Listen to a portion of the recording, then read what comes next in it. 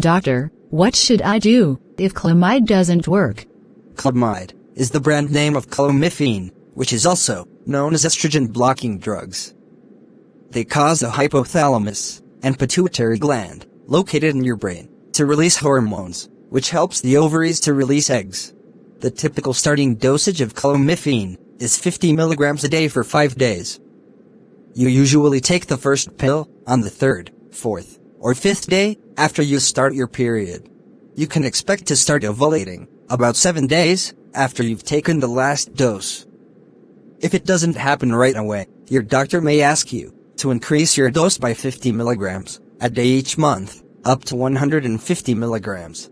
After you start to ovulate, most doctors suggest taking clomiphene for no longer than 6 months. If you haven't become pregnant after half a year, your doctor will probably prescribe a different medication or suggest that you see an infertility specialist. These drugs are often used along with other fertility methods, like assisted reproductive techniques or artificial insemination. How well does it work? About 60% to 80% of women who take clomiphene will ovulate, and about half will be able to get pregnant. Most pregnancies happen within 3 cycles. Their side effects include hot flashes, blurred vision, nausea, bloating, and headache. Clomid can also cause changes in your cervical mucus, which may make it harder to tell when you're fertile, and may stop sperm from getting into your uterus.